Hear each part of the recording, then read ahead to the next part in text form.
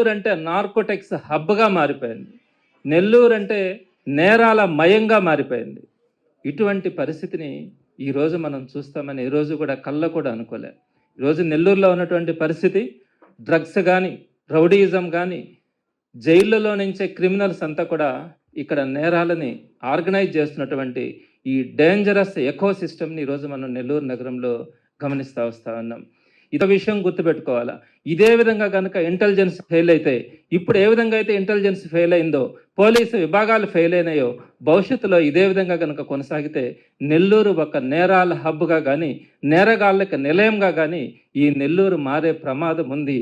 ఇది నేరాలకు సంబంధించి ఒక క్యాపిటల్గా కూడా ఉండే అవకాశం కూడా ఉందని ఈరోజు ప్రతి ఒక్కరు కూడా భావిస్తూ ఉన్నారు. 2024 ముందు లేనటువంటి కల్చర్ 2024 తర్వాత కూటమి ప్రభుత్వం ఏర్పడిన తర్వాత ఈ విచ్చలవిడతనం ఎందుకు వచ్చింది? ఈ గంజాయి తాగడం వల్ల విపరీతమైనటువంటి హత్యలు కానీ, నేరాలు కానీ, ఈ విధంగా దోపిడీలు కానీ, ఇళ్ల మీదకి వెళ్ళేటువంటి సంస్కృతి ఈ 2024 తర్వాత ఎందుకు వచ్చిందో కూడా నేను మీకు తెలియజేస్తాను.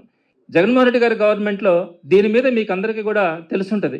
సుమారుగా 1,00,000 టన్నులు 1,00,000 కేజీలు గంజాయిని, సుమారుగా 400 కోట్ల రూపాయల గంజాయిని పట్టుకోవడం కానీ, మొత్తం మీద దాన్నంతా కూడా తగలబెట్టినటువంటి పరిస్థితిని మనం చూసినాం.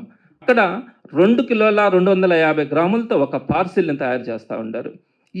ఈ 2 కిలోల 250 గ్రాములకు సంబంధించినటువంటి గంజాయి 30,000 రూపాయలకి సుమారుగా నుంచి అక్కడ షిప్ ద్వారా ఇక్కడికి ఆంధ్రప్రదేశ్కి ఇంపోర్ట్ చేసుకుంటున్నటువంటి వ్యక్తులు కొంతమంది ఉన్నారు. అక్కడ నుంచి నెల్లూరుకి సప్లయర్స్ కొంతమంది ఉన్నారు. ఇక్కడ సుమారుగా నాకు తెలిసినటువంటి ఇన్ఫర్మేషన్ ప్రకారం నెల్లూరు నగరంలో 30 మంది సప్లయర్స్ అక్కడ ఏదైతే ఇంపోర్ట్ చేసుకుంటా ఉన్నారో మొదటి అంచెలో, రెండవ అంచెలో వాటిల్ని 30 మంది సప్లయర్స్ నెల్లూరు నగరంలో వాటిల్ని రిసీవ్ చేసుకోవడం జరుగుతూ ఉంది. ఈ 30 మంది సప్లయర్స్ నుంచి డెలివరీ సిస్టమ్కి డెలివరీ బాయ్స్గా సుమారుగా నెల్లూరు నగరంలో 300 మందిని ఉపయోగించుకుంటూ ఉన్నారు. వీళ్ళంతా కూడా యువత, వారందరూ కూడా చదువుకున్న వాళ్ళు, బీటెక్ చదువుకున్న వాళ్ళు, మంచి మంచి చదువులు చదువుకున్న వాళ్ళు.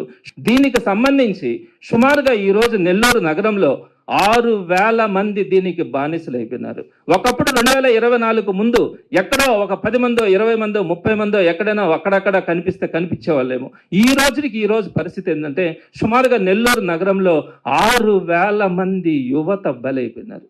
టోటల్గా ఈ గంజాయి ఏ విధంగా నెల్లూరుకు వస్తూ ఉంది, ఎవరెవరు కొంటా ఉన్నారు, ఎవరు అమ్ముతా ఉన్నారు, ఎటువంటి పరిస్థితులు దారి తీస్తూ ఉన్నారు, ఎక్కడ వీళ్ళు తాగుతా ఉన్నారో కూడా మొత్తం నేను విషయాలు తెలుసుకోగలిగినాను 24 అవర్స్లో నాకున్నటువంటి పరిస్థితుల్లో.